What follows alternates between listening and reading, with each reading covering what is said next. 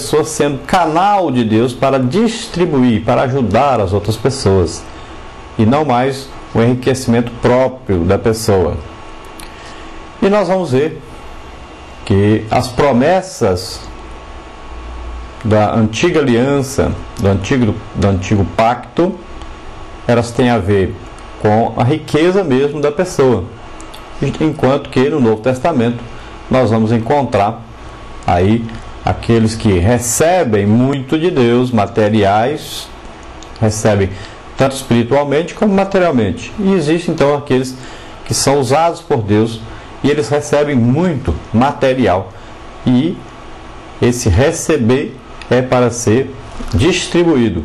Então vem de Deus verticalmente para que seja passado horizontalmente, que seja passado para a igreja, para a obra de Deus. Então são pessoas que são canais de Deus para abençoar a igreja, abençoar os povos, abençoar a obra de Deus em geral.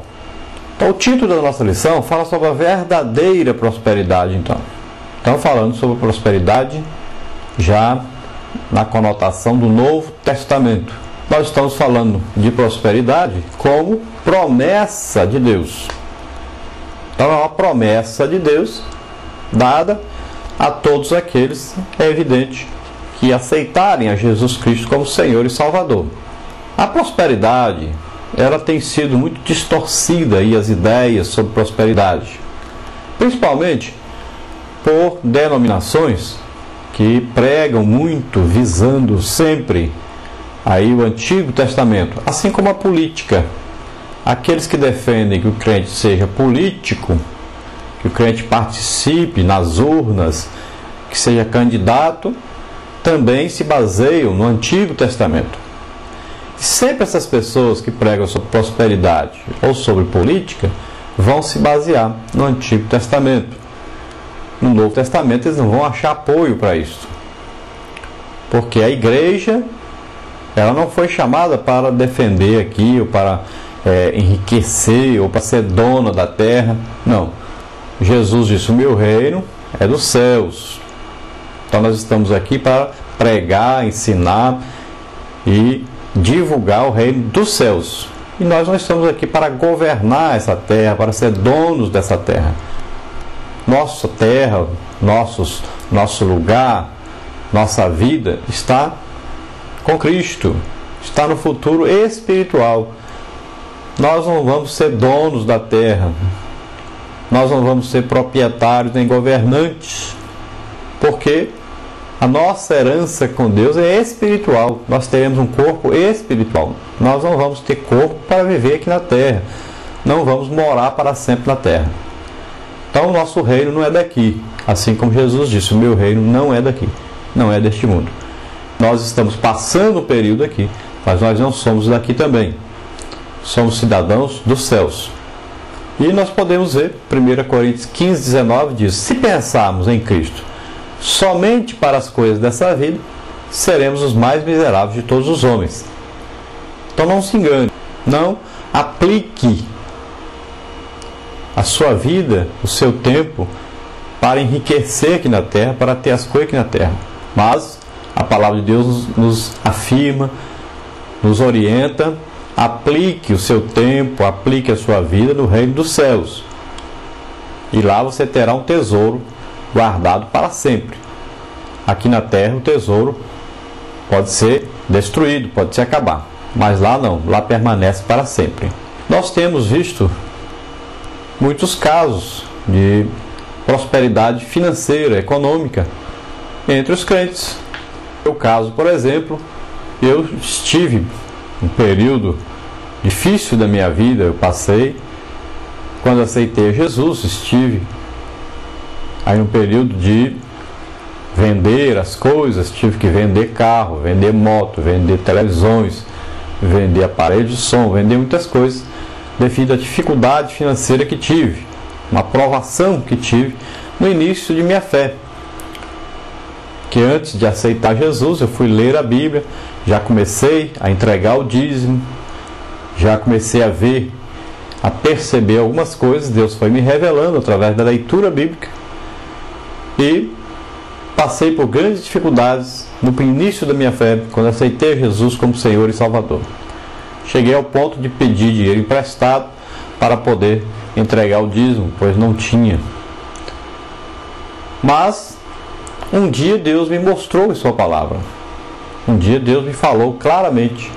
Leia Deuteronômio 28, que alguns usam de maneira errônea, usam esses versículos para falar de prosperidade financeira, de enriquecimento, e muitas vezes se distanciam de Deus buscando esse enriquecimento. Mas ali eu li, quando Deus falava comigo: eu te coloquei como cabeça e não como cauda. Você é que deverá emprestar dinheiro e não tomar emprestado. Eu abençoarei o fruto do seu ventre, abençoarei a sua vida financeira, a sua vida econômica. E tudo ali está contido. Então eu tomei para mim aquilo ali. Era uma promessa de Deus para mim. Era uma coisa individual. Talvez você não tenha percebido, talvez você não tenha passado por isso, talvez você não tenha captado aí no reino espiritual, né, tido essa revelação da palavra de Deus dentro desse assunto. Mas aconteceu comigo. E Deus falou claramente comigo. E a partir daí, então eu comecei a crer que Deus queria realmente me abençoar, que Deus não queria que eu passasse por dificuldades, que Deus não queria que eu ficasse pobre, passando aí dificuldades de toda parte, de toda sorte, que a minha família sofresse por isso. Eu entendi que quando Deus olha para nós, Ele quer que nós tenhamos saúde. Ele quer, assim como a palavra Shalom no Antigo Testamento diz aí que é saúde, é paz, é alegria, é salvação. Assim também, no Novo Testamento, o desejo de Deus, quando nós falamos a paz do Senhor, nós estamos dizendo aí sobre a palavra sozo. E a salvação, que é sozo, ela abrange tanto bênçãos espirituais como bênçãos materiais. E eu entendi então que Deus realmente queria que eu tivesse uma vida melhor.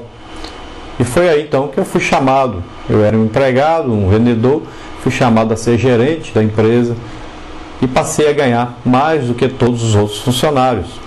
E isso foi para mim uma maravilha de Deus, porque eu não merecia, não era capaz, mas Deus fez isso na minha vida.